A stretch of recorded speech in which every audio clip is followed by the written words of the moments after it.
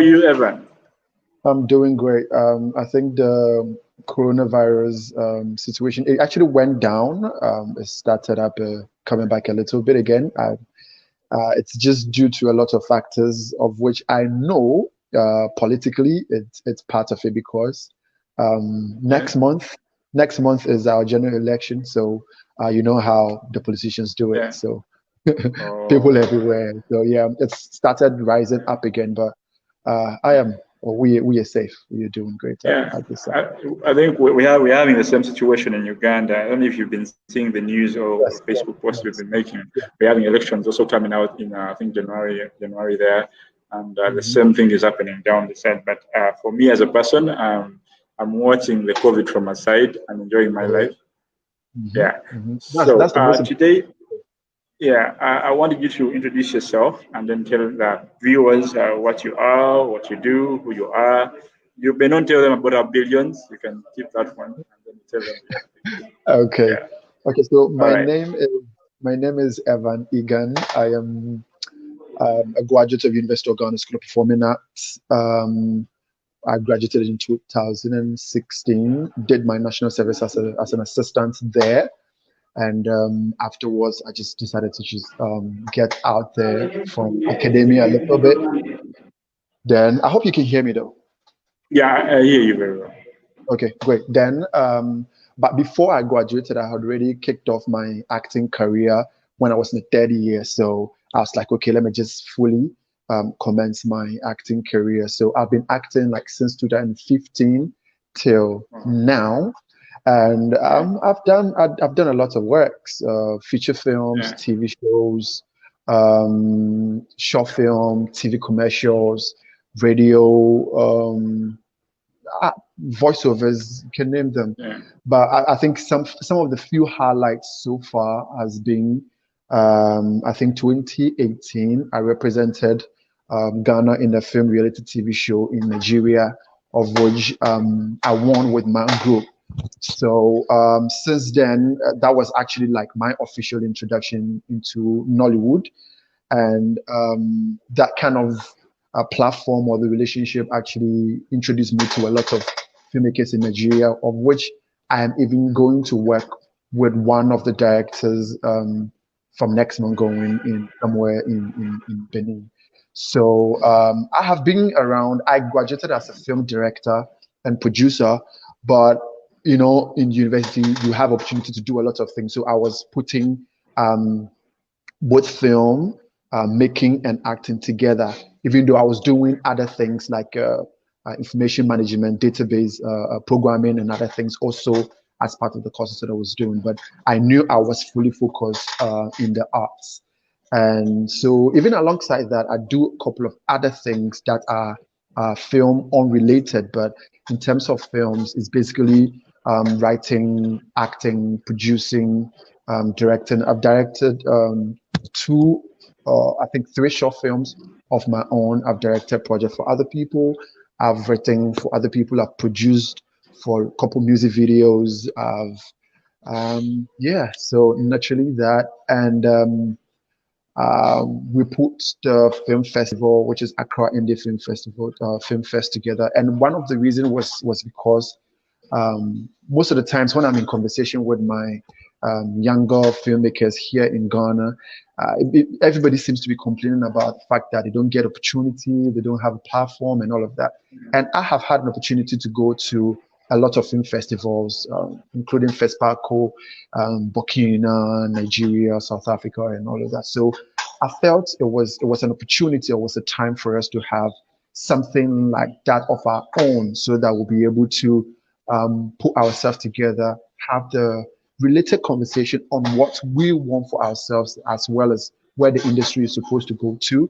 But alongside that, it has always been a passion to connect almost African creatives. So I felt that as much as that was an issue concerning young filmmakers in Ghana, I felt it was another thing that was also affecting other filmmakers in the rest of the world. So why don't we open up the festival so that we can have the conversation universally?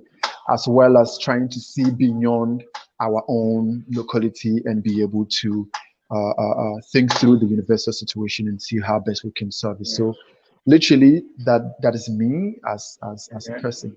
So, Yeah, that's some huge CV. That's I think I took around 10 minutes to explain that. That is quite some CV. Yeah, yeah. yeah. I like the fact that you say that you went to school to study and graduate as a Yeah. film producer and Yeah. a film director. Yeah. Let me ask you one thing. Do you think it's very, very important for someone to go and acquire like academic side of filmmaking, or you can still make it without going to school? From your experience, I know you worked with people who went to film school and those who have not gone there. So, from your Yeah. experience, how is it like to be a film educated person and then one who just does it? Right. I'll pick it from two perspectives. One, perspective of my own as a person, and two, from experience. As a person, I am actually against school, because Okay. school is a it's a formal setting. I feel it tends to restrict us on a lot of things. I'm Okay. saying that I'm against school because of the way I do learn. I am a person where I learn without restrictions. Like I learn anything that I want to learn at any point, at a certain point in time. So the school itself, I felt like I was actually wasting my time.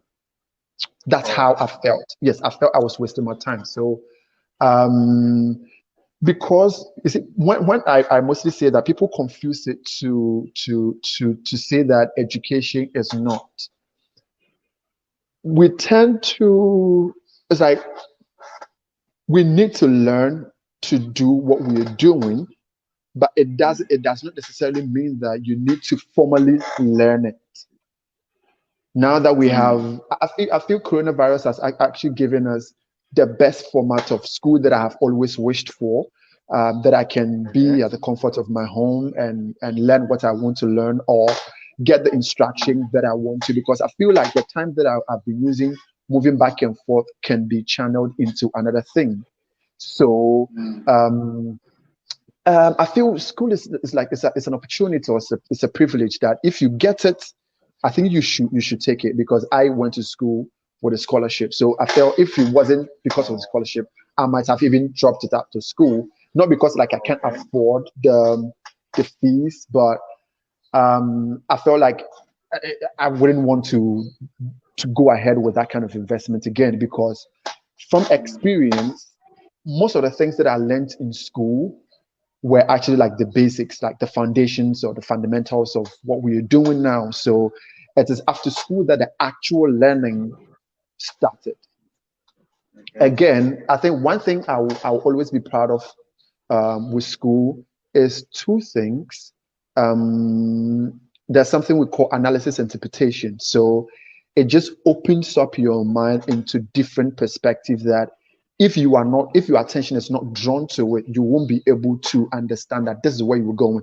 You see, there's a beautiful thing about the fact that you're making a film or you were telling a story and you have a certain agenda that people who are privy to that kind of perspective will see, like, wow, I love the story that you're telling, but there's something beneath it that's mostly unexposed to a lot of people. I feel like it's something that you are likely to get it when you get to school, because the theory that you'll be giving will surround some of the theories and perspective of the art Mm, that will make you feel like, okay, you can go deeper than just telling a story or just entertaining people. You get it. mm, So I think that's just one of the understand. things that school will just give it to you. Okay. And again, Okay. school is one of the opportunity as well, is that you see there are authorities there that will guide you as in, okay, hey, do this at this point in time, do that. That a lot of people, if you leave them, they won't do it. Mm. So it You get helps you to push you to move ahead. exactly. So it's like you're just paying people to Okay. facilitate what you're doing. If not, you Yeah, won't do it. I You'll be understand. pushed off. When did you join the film school? In 2015, 2012. Yes, 2012. Okay. So yes, 2012. I remember, I think around 2012, the Ghanaian film industry was at the peak, I think. and Yes. maybe that's what pushed you to actually go to the film school and study. And hopefully, I don't know, you graduated in 2015 graduation. Come again. The line was a little bit The breaking. graduation, was it in 2015 of your graduation? No, I graduated in 2016. I started in 20. Oh, It was a 4-year course, so I started in 2012 okay. and graduated in 2016. Yeah. Yeah. But So I'm glad that you are already in the field by 2012. You knew what was happening in Ghana film industry. yes, yes, And yes, I yes. was talking to somebody recently, and they told me that the industry fell. Okay, it collapsed from 2014 onwards. Do you believe that? Do you think that the Ghanaian film industry was somewhere before 2014, Um, and then now it is not doing so well? Do you believe I that? think Yeah. I do I have to believe that? I think I just have a response to that. Yeah. Okay. Okay. Yeah. um, Okay. That's, yes, I think it's like arts in general is dynamic, so it changes. It changes like a wave, or it's like it comes with a wave, and it's like we need to we are the same people who brought the wave, and we are the same people who are supposed to change the wave depending on how the speed at which we are running or we're mm, traveling. So, I mean, Ghana Films has been one of the pioneers in the African cinema from way back. Because even though I went to film school in 2012, I've been following film, music, arts like when I was in basic school. So I knew I was open to how it was coming up. It was even here that most of the Nigerians came in to come and learn how to make film, because we actually had a film during Kwame Nkrumah's, our very first president of Ghana. We had I've forgotten the name they called it, but like it was a certified film industry that everybody could come there to learn, and we had a lot of foreign expertise as well. And we can call the name of Kwawansan, Ken Ampao, and all of those names around that time that were making films. And as I was saying, it was like a wave. So it went down again. Then it came somewhere around 2007, 2008. It picked up again with the likes of the Majid Michel, John Dumelo, those kind of actors. And it was because of the kind of stories they were telling around that time. We were not opportune to a lot of films, so it was exciting. It was revolutionary. It changed a lot of things here in Ghana. It opened up for a lot of collaborations in Nigeria and all of that. And it switched the Nigerians also type of storytelling a little bit, because now they felt the need to see how Ghana and Nigeria can collaborate to tell similar stories. And that was what was happening. But I mean, I think we got overwhelmed or too excited during that space. So from 2008, 2007 to somewhere 2014, 13, thereabout, the wave started turning, and I think we were supposed to have been smart enough to know that this wave that we're enjoying will not last forever. So as other people are enjoying within that space, what more can we do so that when the change comes, we'll be quick enough to adapt? What is happening now is that we are still torn in between what new we are supposed to explore, or we are supposed to still enjoy what we were enjoying in the early 2000s. You get it? So yeah. a lot of people who are still telling stories are telling stories just like we used to do back in the days. And now that the world is free for everyone to see, I can be here and watch a movie made by Ryan Coogler or Martin Scorsese. We have access to, even the normal people, like a regular people, have access to the foreign content more than ours. So in terms of appreciation, it's like we are equal. So if we are creating, if the creators are not trying to match up with that of the international standard, that means we're in trouble. The audience will be forced to now appreciate the international content more than what we are doing, because they will now match it Yeah. side by side, and they will realize that we are not really doing much. If we are not doing much, based on them, they might think that we are just lazy not to tell the exciting stories. But they wouldn't know that it's also due to a lot of factors, which is mostly dependent on finances. So I wouldn't say that the industry has collapsed. It hasn't. We are still in the phase where we're trying to redefine where we want to go next. And it's taking us a longer time because, Ghana, we do it the best. So the people who want to lead the revolution need to really stand firm before we kick off. If not, we will get to a point and feel like, oh, we're not prepared enough. So, but at the end of the day, mastery comes by practice. So I think we're just supposed to go as far as we could, so that on the way we'll be polishing what needs to be polished in the process. But I feel like a lot of people are also scared because now the system is porous in such a way that if you are not careful enough, you might put a project together and you make a loss. And it's also because people are still falling back into those days excitement in telling stories now. And one of the things that the festival is trying to do is to open up that opportunity, that kind of space, so that we can have this conversation and know that, hey, before you can register yourself as a filmmaker in the Ghana film industry, you necessarily do not need to make a 50,000 Ghana cedis film, which as a young filmmaker you are likely to lose it before you get tired and say you don't want to do it anymore. So you have this platform for you to learn how to make your films, how to understand the film business itself, and how you as a person would be able to corner your own filmmaking identity. Because I believe that storytelling of filmmaking is an extension of our own identity. So if you don't know the kind of stories you want to tell,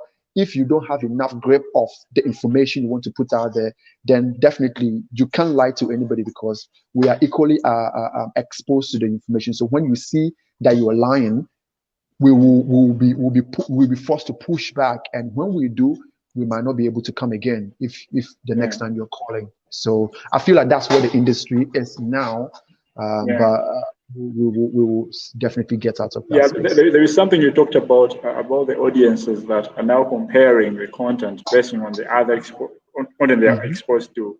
Now, there's a question that came through when they were announced about your coming, and someone asked a question saying, how can we keep original despite the fact that we are exposed to all these foreign content that we want to beat or phase out? How do we maintain our originality in our storytelling? Because you want to be able to reach to that same level as, let me say, Avengers or Irishman, whatever film is there. But how do we maintain us at the same time, try to impress the audience or the viewers with the quality that we actually have? Right. The answer is just identity. So first of all, if you want to copy someone, do you know yourself, or do you know your art so well that when you copy, because I mean, that's what everybody does. We sample artistry. So, but before you do, and for anybody not to know that you're stealing someone's idea, or you're trying to what do you call it? You're trying to trap into another person's culture. Do you know yours so well that when you even bring it down here, they wouldn't be able to see that you copied it?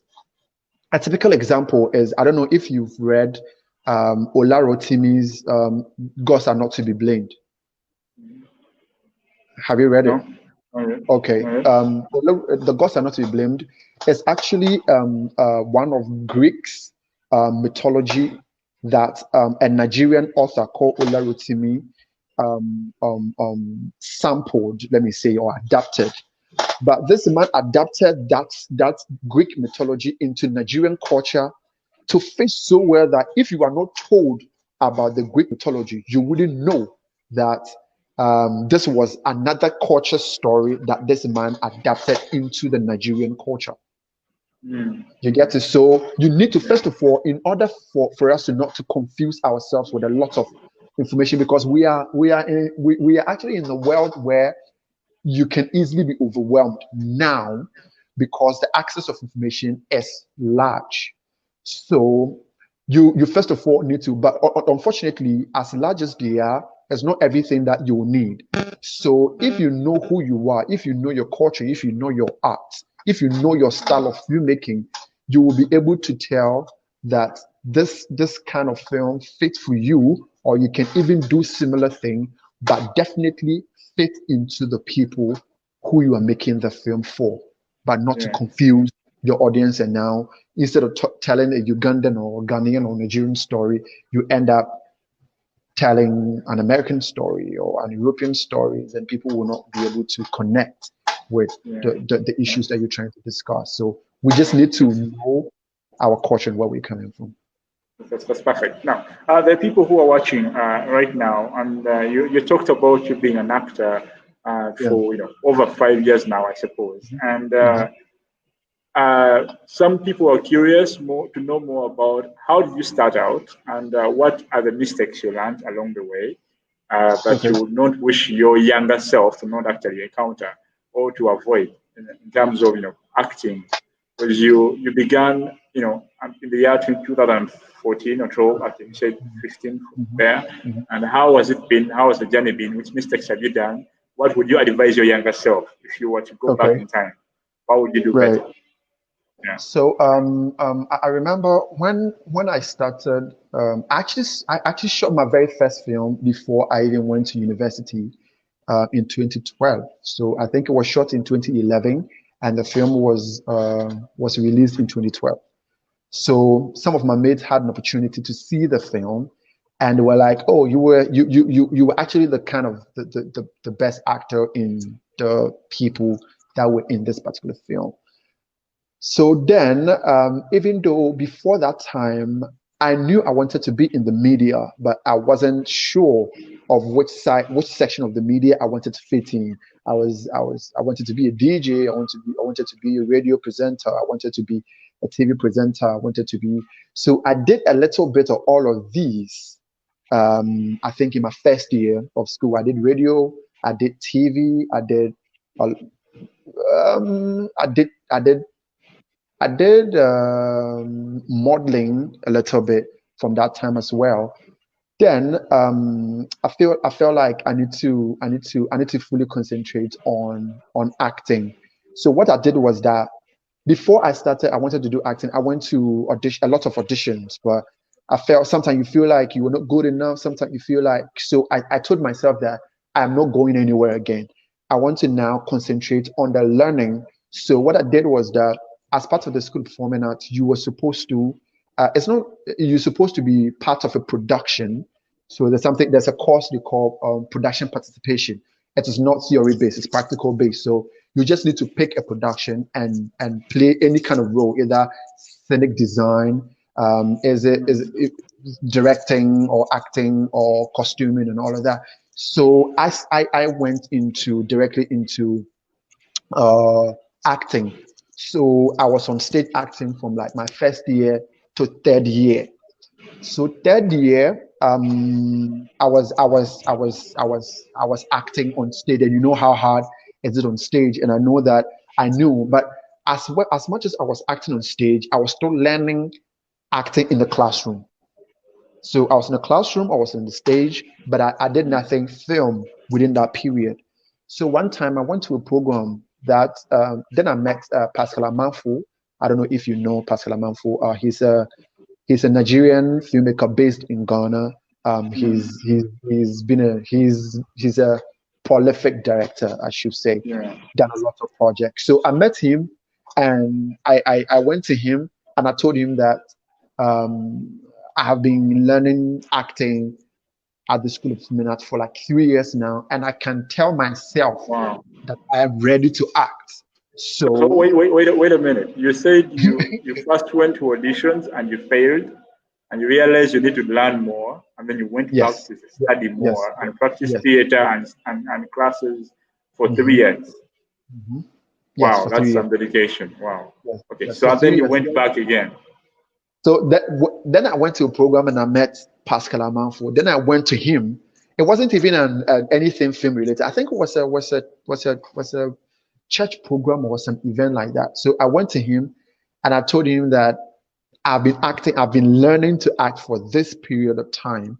And I can tell myself, it's not even him, I can tell myself that I am ready to act professionally. So when I said that, he was like, he was not looking at me, he was listening to me, and from the voice, he can tell me that he can do something with me. So when the program ends, he will get back to me. So one time I was in a library, then I had a call from Venus Films. Venus Films is like the biggest production company in the country. So I was in a library and I had a call and it's like, my name is Louis calling from Venus Films. I said, okay, cool. It says, Pascal Amanfo said they should get my email and send me a script.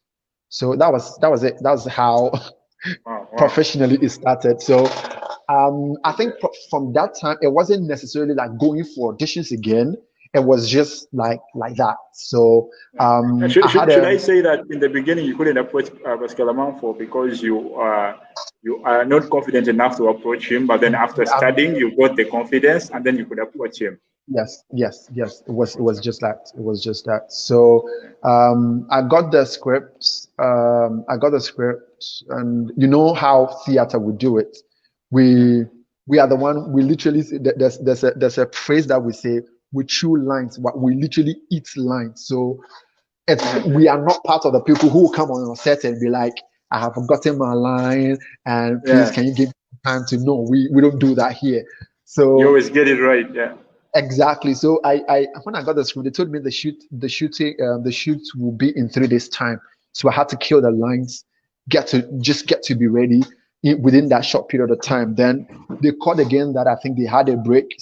They had an issue on set, so they had a break. So they will get back to me in 2 weeks time. So in 2 weeks time, I got on set. We killed it. And very first experience, I remember when the executive producer or the owner of Venue Films, he was on set, and that was my first time on set. And literally, I really don't talk to people. So when I got there and we needed to run lines, and I think they were setting up. So when the man got there, he was like, "Who is this guy?" I didn't respond to him. I think one of the guys said, "Oh, he's Pascal Amanfo's boy," and all of that. So I was there and I was a little bit tense because it was a new environment for me. And even though I know how to do this, there's that element of nervousness. So we were supposed to get ready to run the lines. So we run the lines. Then the man came to me. I was like, how? So people started asking, how long have you been doing this? It was like, oh, where are you coming from? It's like, okay, I'm coming from School of Prom. Then was like, oh, those people there. So now, like, that's how they are. So yeah, it was really a nice experience. So it was just from there. Then I had a call again for another production. Then the production. Then it was just like that. Yeah, it was. So I think what I'm learning from you is that the experience that you went through when you're studying and then theater taught you much about preparation and getting ready as an actor. That when you got onto the set of this big guy, he felt your power and opportunity kept on coming because you were ready for it. Yes. Okay. Now, when you get into the field of acting, there are people who are watching you, and I think they would love to to come to Ghana and act in the film. So, how is the experience? Is it how tough is the world out there in terms of for an actor? Is that the money or it's tougher? Yeah, because all of them are looking out for the money thing. How paying is it? Because when we are down here in Uganda, we see a Ghana film industry as if it's on a slightly better budget than we do down here. So how are things that side? I know there might be people who are still doing shoestring budgets and so on and so forth, but how is the environment for the actor? Does it give them room to develop and grow or not? It's crazy, especially here in Ghana because this is where, even though I've done international productions, but this is where I have been working or functioning for all these while. It's tough. It's tough in the working as well as in its finances. So let me just first of all pick it from the work the finances and how I deal with that. So sometimes it depends on your choices of productions or the kind of work you want to do as an actor. So at a point, I did a lot of work within a certain film, and I'm one kind of person where I'm always looking for growth, wherever that is supposed to come from. I need to look for it. So at a certain point in my career, I felt like I needed more, and the more was in the working space, because most of the directors that were approaching, and is it what there's one thing that helped me as an actor, because I am a filmmaker. When I see your script, I will be able to understand whether your film will be able to make it or not. There's no 100%, of course, but I have a higher tendency to tell whether your film will make it, especially based on how it's written and how you do the approaching. So at a point in time, I was like, okay, this is my bill. I have two options.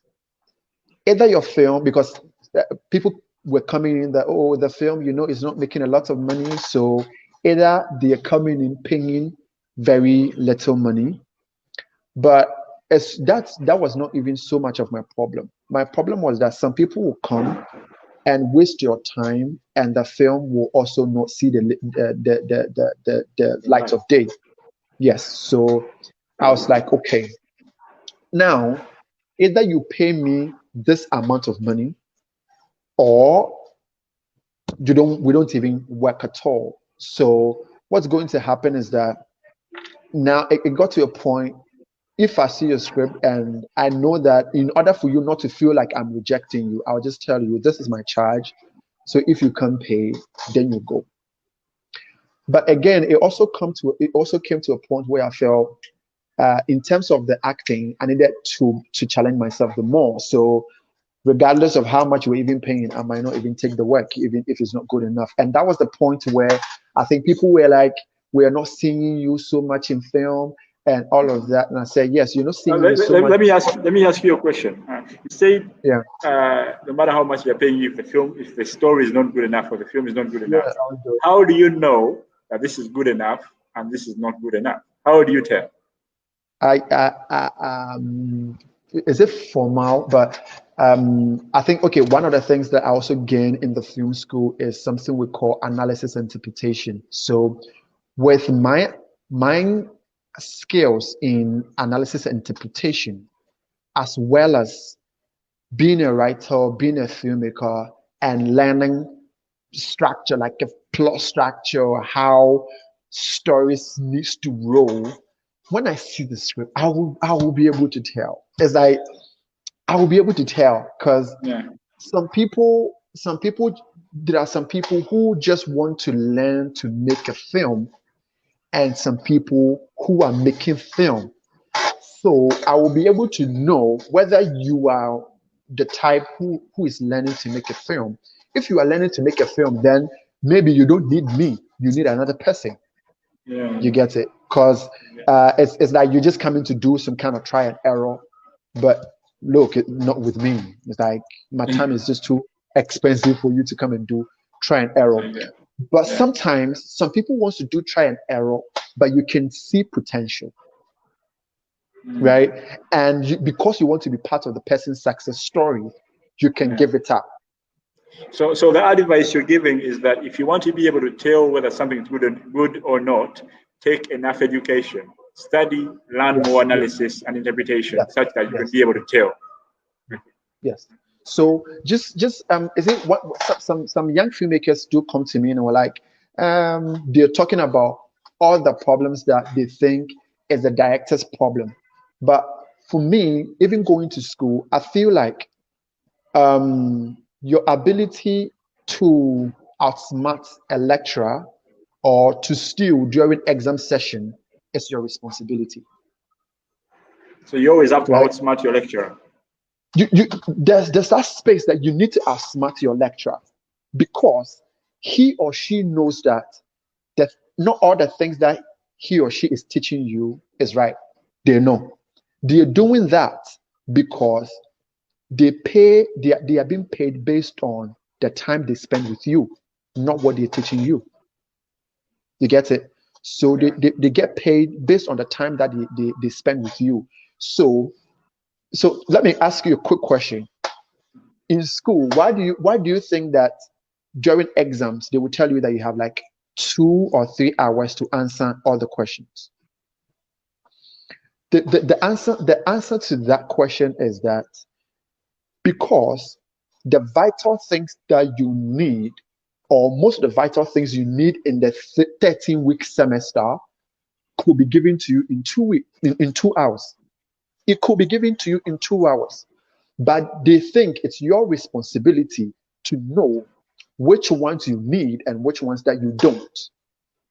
So bringing that kind of knowledge back to film, when you're giving a script and it's not good enough, you should have a certain skill on your own to tell that, okay, why is this story like this? Why is this character acting like this?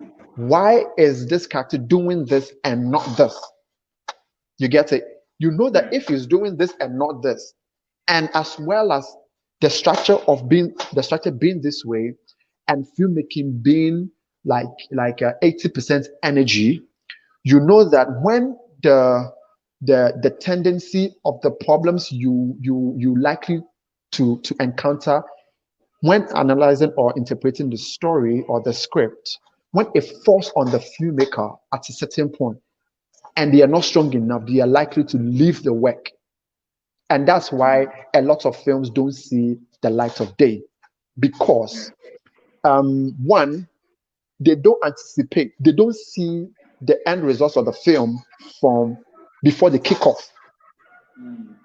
You see, before you can tell a story through, you should have seen how the film, everything is going to look like, how the characters is going to behave, how the story is going to, how the plot is going to unravel, how everything, you should have seen it before you shot it. But sometimes you ask the director question and they are not able to even answer you with some vital information that you need on the character and all of that. All of these things come together and will be a problem for the filmmaker to deal with, even at the bench. So they even see the films that they wanted to see and it doesn't look like how they anticipated it. So now let's just drop it. You get it? So with certain skills, I would just advise the younger ones to just learn how to interpret stories, so that when you see it, you will be part of, because you are a vehicle being used to tell the story. So if you don't even know how the filmmaking process is like, then you might not even know what you're doing. And when you see the problem, you won't be able to identify that it's a problem. So you'll be part of it. And when it becomes a bigger problem, your time now get wasted. So Yeah. I think to the actor, to the filmmaker who's watching, equip yourself with knowledge and understanding of how the process actually works, such that whenever you reach a point, you know what is right and what is not right. I think that's what I'm thinking from what you said. Yes. So then coming back to the experience as well as the monetary incentive, right? Ghana is hard, but I could say I make more money from probably shooting commercial or doing voiceover than shooting a film, a typical Ghanaian film. And the reason is that, you see, voiceovers and commercials are specific marketing tools. So the companies have already paid the producers. The money is already there. Exactly, the money is already there. So when it comes to film, you are not lucky and you get one of those guys. They are likely to tell you that, oh, they will sign a contract with you that probably when they're done, this is how much you're going to get and all of that. So me, being who I am and the kind of exposure that I do have, I would just tell you that this is my bill. If you can afford it, you just quit it. So I really don't do more of films now. I do more of voiceovers, TV commercials, and do international projects. Because now I feel like I've also have had opportunity enough to now have a lot of international producers and Yeah. directors as friends. So That's how we do you're get. becoming a billionaire. But yeah, I understand. Yeah. Yes, yeah. So now I do, if it's film, I do more of international productions Okay. than Yeah. local So films. from the producer side, okay, let me say you as a producer and Yeah. how the industry is that side. Here in Uganda, we do independent filmmaking, and there Mhm, is nothing like a touch of government onto the mhm, industry.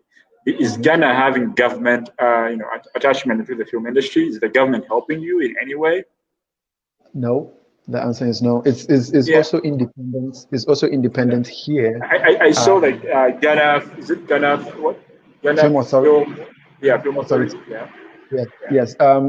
It just got established last year, and we literally even had to fight for it because the bill had already been passed. So we just wanted it to be in as this. We just wanted it to be operational. So we just Uh-huh. had to fight, fight, fight, fight. Last year, December, thereabouts, they inaugurated the authority, and I feel like they are doing well. They will do more, but I can really sense the start of what they're doing, and I think it looks exciting. Because for Do let's say you have literally, like you have like a film policy that side? A film policy, like a working film policy? no, we don't. But I believe that they are going to help propagate that, but they are picking it a step at a time.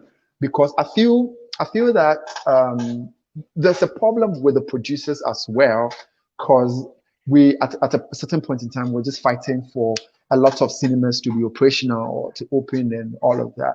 At the end of the day, I have a personal sentiment where I feel like the creators are not doing enough.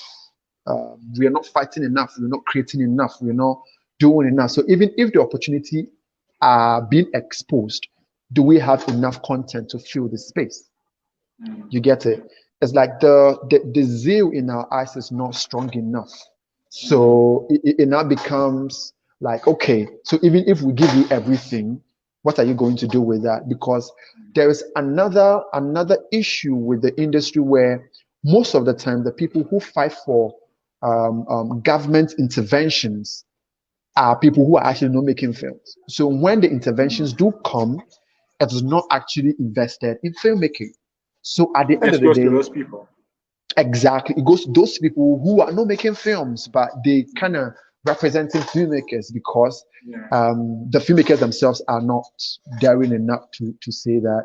Um, I think uh, we're having the same problem down here. Like we have people who lobby for the funds and the support usually comes in, but it goes mhm, to the people who are not actually filmmakers. But mhm, there's a thing I'm wondering about now. In the early days, 2012, 2014, and below, uh, mhm. Ghana used to do collaborations with Nigeria. Yes, yes, yeah. Uh, and of late, like for the years I've been paying attention on Ghana film industry, I don't see so much of collaborations. I don't know if they are literally happening and they are literally there. Yeah. But I don't see Hmm, much of the noise of collaborations that are happening. I don't know if it's yeah. something that the Ghana Film Authority is planning on making, but I don't know. Do you guys have hope of spreading out the collaboration, perspective of everything? Yes, yes. Collaborations are mostly based on relationship, right? Yeah. So yeah, I think prior to the time that you were talking about right now, we had a lot of great relationship with Nigerians and between Ghana and Nigeria.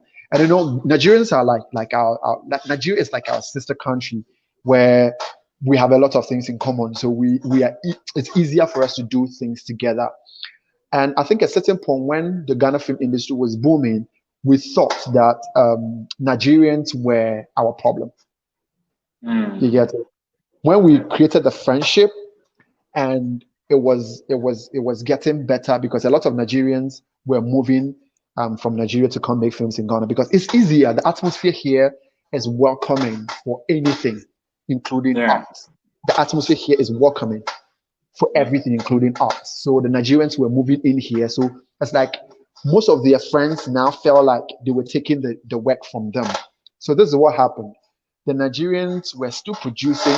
They went back to produce in Nigeria, and because some Nigeria as a country loved some Ghanaian actors like Majid Michel, John Dumelo, Yvonne Nelson. Nigerians loved them. So what Nigerians were doing was that they now went back to their country and still hired our people and paid them more. So when our Ghanaians, because if you go to Nigeria, you're actually an international star. So they pay them more than they are paid here.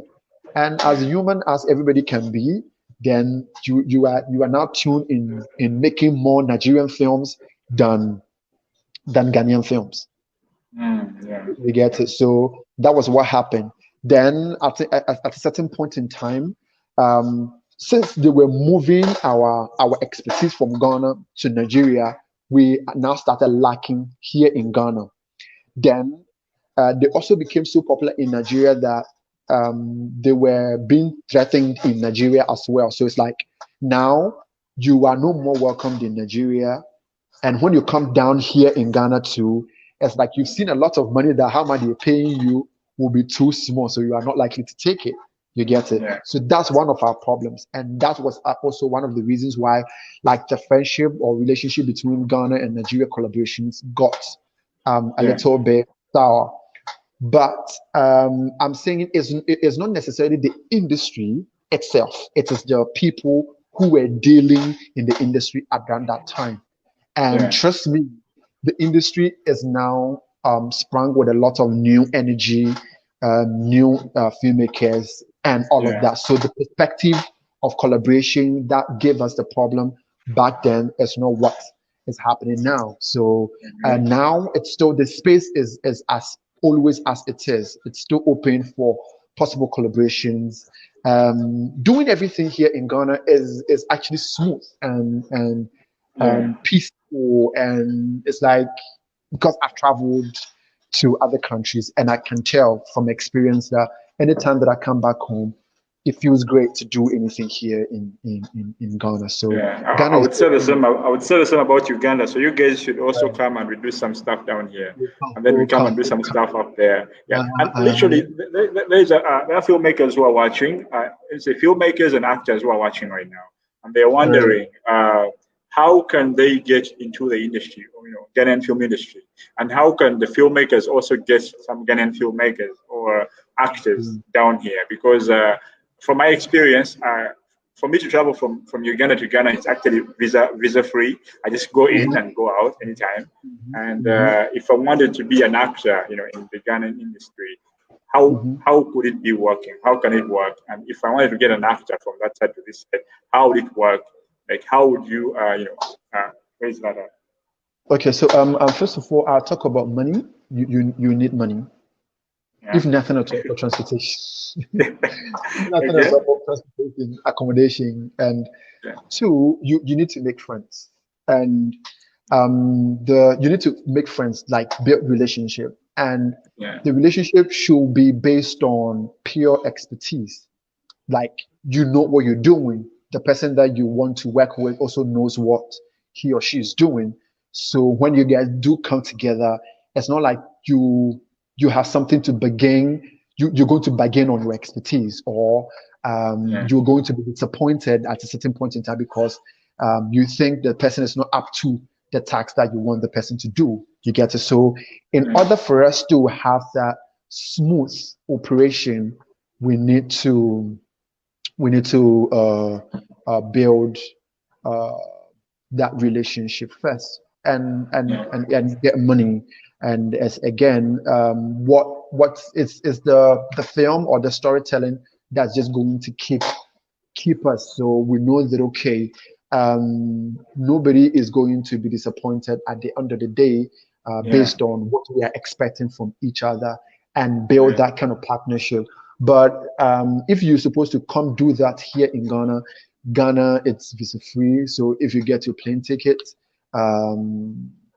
whatever that we want to work on, and I don't want to say that I'm a perfectionist, but I'm one kind of person where whatever that we want to do is thought through, so that we know that at this point in time we're doing this. It's not like now that we're going to guess what we need to do, so that when another person don't pull up, it becomes like a disappointment. So we would like, okay, if it's just about chilling or just come and experience how things are done here, period. We have Accra Indie Film Fest that happens here annually, so you can come and feel the atmosphere and also just have a peer connection with people. But if it's supposed to be about work, we know that, okay, we are putting these activities together. This person is doing this person is doing that. This is our timeline, and we just move with that. And it's going to make all of us happy at the end of the day. Okay, so before we step into talking about Accra Indie Film Fest, just one thing from your expertise and your experience as an actor, what are the major three or the major five disciplines or pillars and skills that make up a great actor? Skills. Wow, this is tough. Okay, I'll try.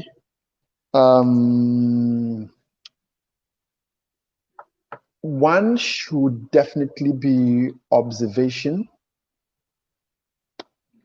Yes, one should definitely be observation.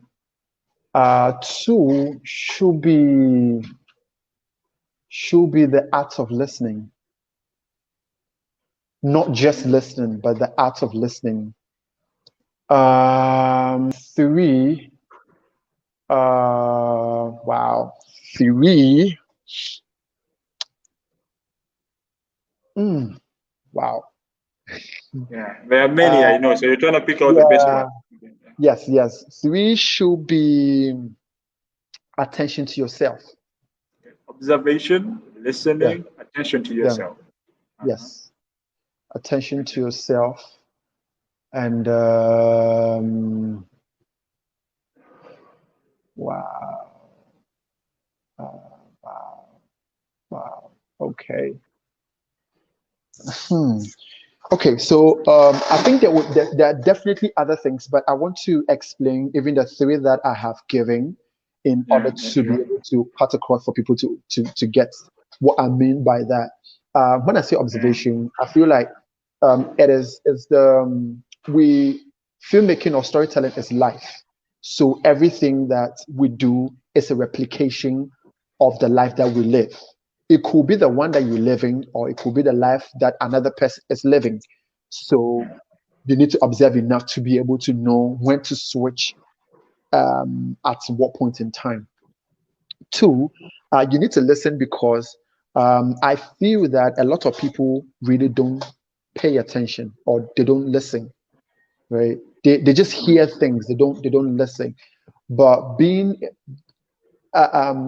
listening is, or paying attention to someone is your ability to learn to listen to the person and understand what the person is saying.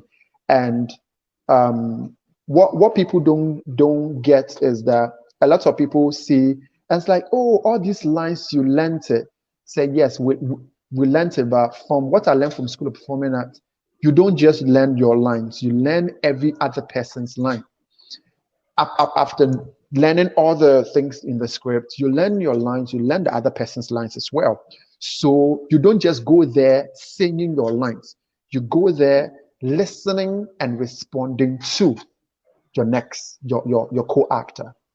So you don't just respond. So sometimes I can, if we are in a scene and you're telling me what a typical example is that I remember people learn their lines in such a way that even if you say the lines that is not supposed to be the response that they're giving into you, because they are not listening, they say what they need to say because this is the time that I need to say this.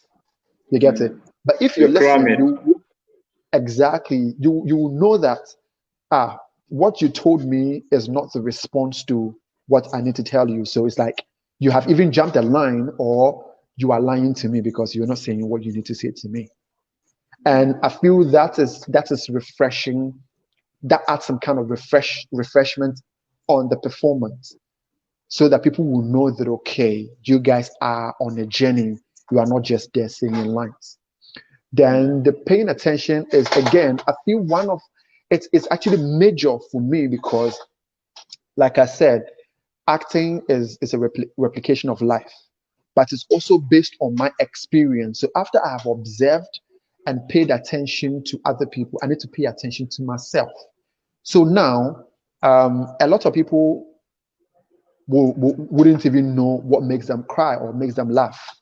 So sometimes you see some actors, they laugh and you can see, oh, this laughter is too empty, or it's too, because they are laughing because in the script it's written that they need to laugh.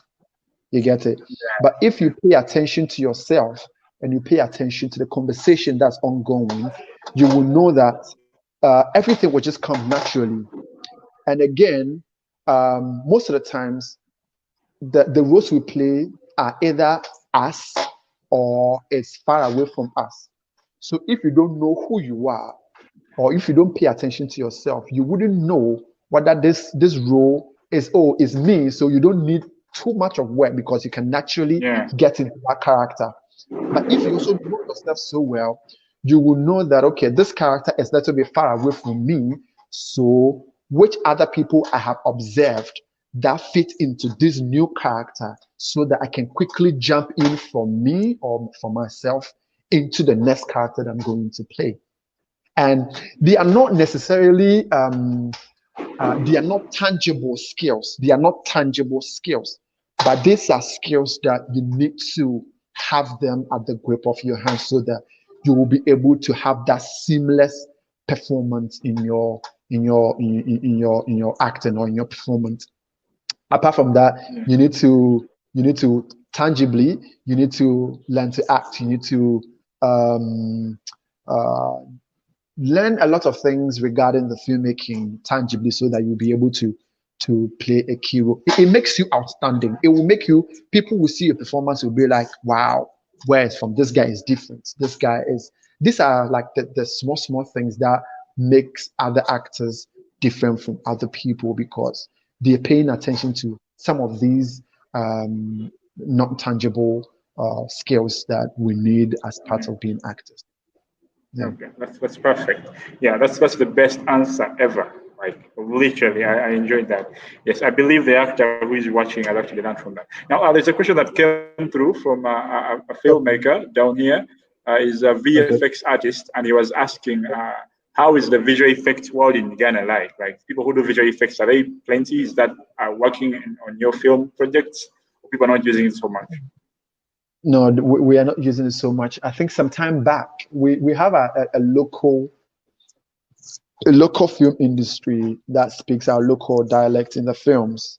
They were the ones who were really doing a lot of the visual effects, but their section has also gone down now because of, Okay. I don't know much about, yeah, but they were making use of a lot of the special and Yeah. the visual effect. Okay. Yeah, but So so most now of the we don't productions done in Ghana don't have much visual effect work. have much of visual effects. Yes, we don't have much. Oh, okay, I understand. So I think Yeah. this filmmaker should really hit you up and you connect him to the people who may need his services, because Yes, it's yes, me pretty and good. I made a film with him, and I forgot to put a wound somewhere in the shot, and he okay, put it for me in visual effects, and it worked like it was okay. a natural wound. So I think it would Wow. be a guy who would, yeah, do something like that. Right, right. Great, Now, we great. want to talk about Accra Indie Film Fest. You gave us a brief Right. about it in the beginning, and Yeah. I know filmmakers are watching, and they want to know more about, okay, when is it going to happen? When Okay. the submissions are already open, I suppose, at Film Freeway. How is the Mhm. procedure of submission? What do you want to receive, and what don't you want to receive? What Okay. eligibility criteria? I checked out the page a few days ago, and it was Right. asking for a $5 entry fee. And explain Mm-hmm. that more, because most filmmakers who are, short filmmakers don't usually have a budget to actually, put up for a Yeah. submission. Why is it there? Is it going to be giving me back something at the end of the day? So I elaborate Okay. more on those. Yeah. Right. Okay. So, as you already know, but for the virtue of the people who have not heard the festival before, it's called Accra Indie Film Fest. It's an international short film festival here in Ghana, and I am the founding director. I should be proud of that. And we're looking forward to making Accra Indie Film Fest the biggest short film festival in Africa, with the greater value for filmmakers, because we are filmmakers, so we understand the process of filmmaking and what filmmakers need in trying to make their names in the industry. So it's a platform, it's a hub that we're trying to see how best we can give visibility, training, accessibility to young filmmakers to thrive. So we've done the very first edition in 2019. We did the second edition, which due to coronavirus, it had to be a virtual edition this year. And we are already preparing for the next edition in 2021. And we cut across all genres, music videos, which we call a music film, the regular film narrative. Yeah, We have yeah, animation. yeah. First pause on that. You said music videos that you call music film. There are music Yes. videos that don't literally have any film story in them. I don't know if you really consider those, because there are those that are just a man with a car, girls are dancing everywhere, and yeah. So, oh, you check that.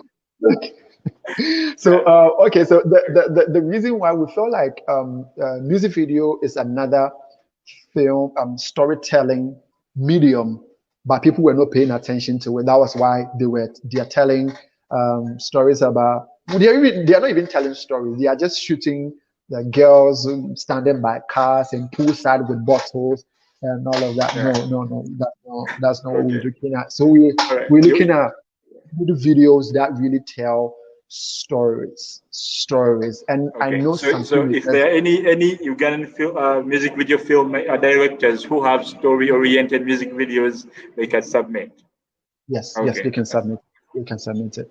Then we have documentaries, short animations, digital story. So we have a special category for online content, and because of technology is at a higher rate now, changing a lot of things. So we know that filmmaking, the mode of the medium of filmmaking has changed. That a lot of people are making films with their mobile phones, as well as not using the traditional means of distribution, but they can just put it on online and all of that. So we have a special category for that, which is called digital story. So anything that is it's made with a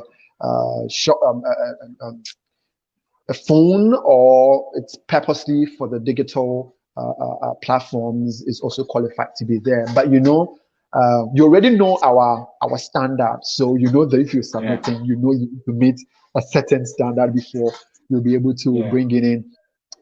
This year too, we extended our duration to 40 minutes. We wanted to, with time, we want to be able to be Oscars qualified. So we had to extend our duration to 40 minutes, because 40 minutes, our Oscars short film duration is also up to 40 minutes, so that we will be able to, we started consulting and we want to find out how far it will take us to be able to be Oscars qualifying, so that some of the films that will come through our films can have the opportunity to join the academy as well. But this will take some time, so we're working towards that. Yeah. The other question is that do you consider taking web series or TV series, because those could be like episodes and Yes, we take that one. They all fall part of the digital story category. So yes, they are all there. And I think all of that. Experiment, anything that's short, just bring in. But just mind you that we have a standard that quality. Yeah. I want you to throw more light on what is the return on investment of that $5 that on the submission. Yeah. What guarantee do I have if I make it through? What am I going to gain beyond just a placard and Okay. So based on the receipts that we had last year, even that was our very first time on Film Freeway. We had over 4,000 submissions, and that was a lot of work. Sorry. Yeah, I'm hearing you. Yes, when we had about 44,000 submissions, so it was Yeah, a lot of work for us. Uh, it was a lot of work for us to deal with. So one of the things that we wanted to reduce the workload, and one of the reasons why we put the $5 on was because of that, to be able to, because okay. as you can know, or as you know, there were a lot of films that were really not deserving to be there, but they just Yeah, brought it because it was free, it was open. free submission. Yeah, Exactly. So one of the reasons is that, to reduce the workload. Again, okay. we have administrative costs that we will have to incur. So um, that's just one of the reasons as well, to be able to take care of administrative Yeah, exercises and the work and all of that. Then again, okay. we have now we're going to have physical plaques that is going to be given to the award-winning films or the Okay. filmmakers. Then we have also extended our award-winning categories as well to 15. Last year we had 8. Now we have 15 Yeah. categories to be awarded. Awesome. Then we have 3 out of the 15 categories to be cash priced. But Oh, awesome. we can't tell, or we haven't put out the exact amount that we're going to give to filmmakers, because we are still on sponsorship conversations and all of that, and we are not Yeah. certain of what is likely to come through.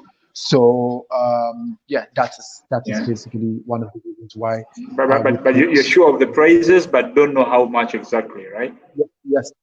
We don't know how much exactly, Yeah. because we Now don't want to. the other question We which I don't. always I like to ask, yeah, the question I want to ask Mhm. all the time is that in case I have a film at the festival, yes, I paid and everything is going well, and I get a nomination. If I get a nomination, is Accra Indie Film Fest considering to transport some people to cater for their travel expenses to attend the festival in Ghana, or the filmmaker will have to cash in their own expenses? What are you providing in case I want to attend the event when my movie is nominated?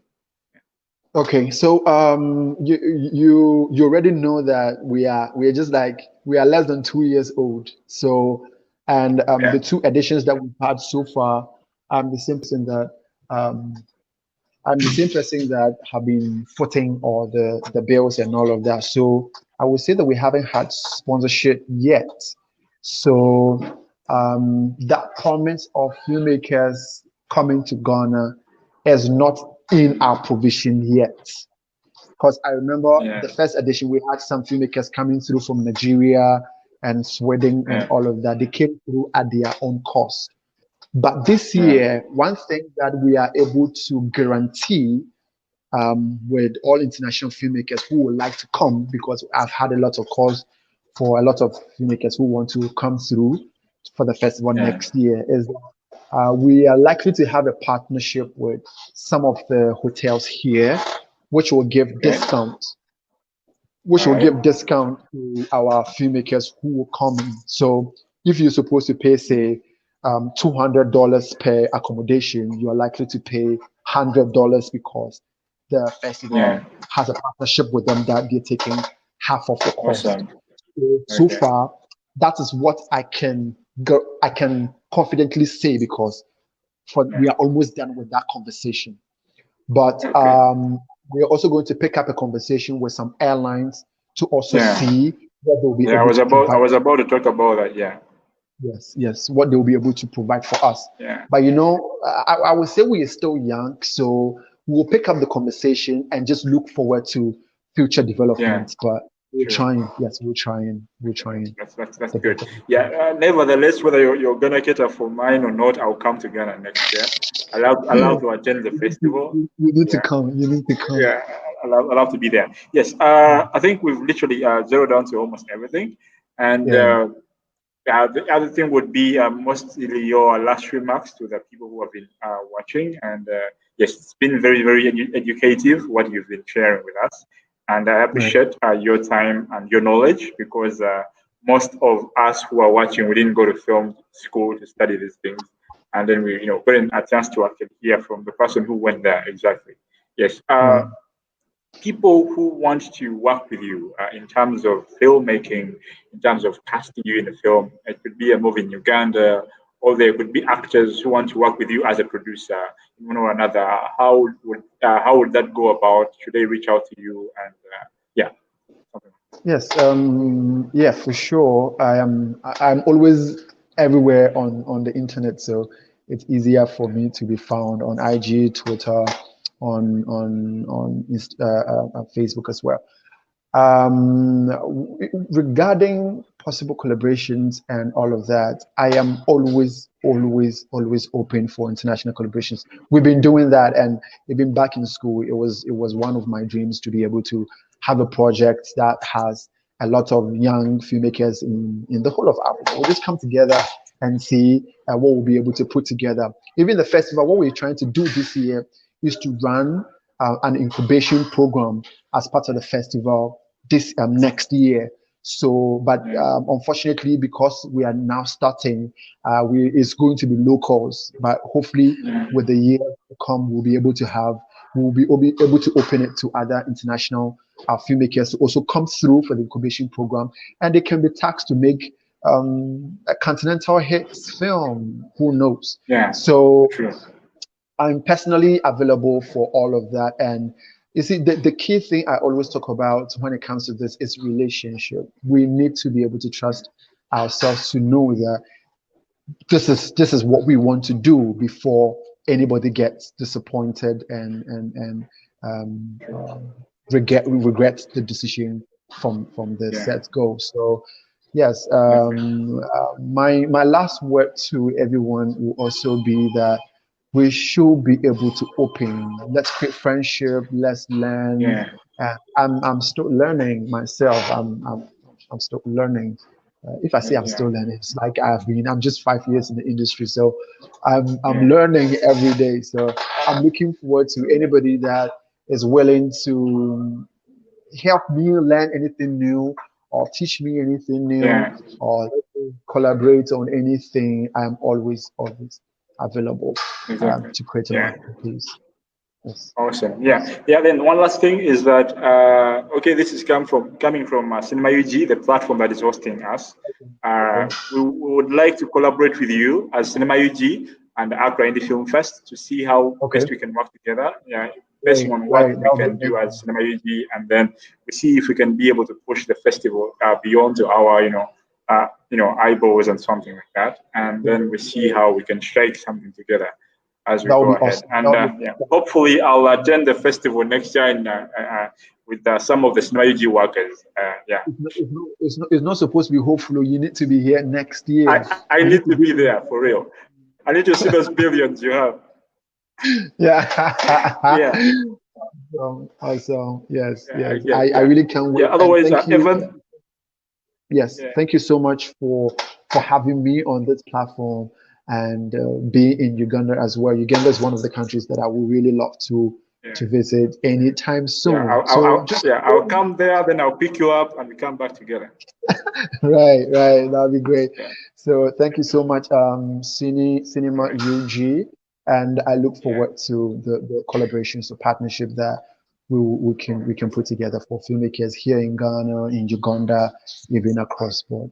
We're always ready. Awesome. Yeah. Thank you so much. It's been great having you, and our fans have been watching and they've been commenting and following up. And we look forward to seeing you again. I hope we shall host you another time as we keep on going. And before the festival kicks off. Exactly, definitely. Yes. Right. See you. I'm gonna sign you out right now, and see you again. Thank you. Bye. All right. Okay. You too. Bye. Bye. All right. Okay. So that has been our guest, Eghan.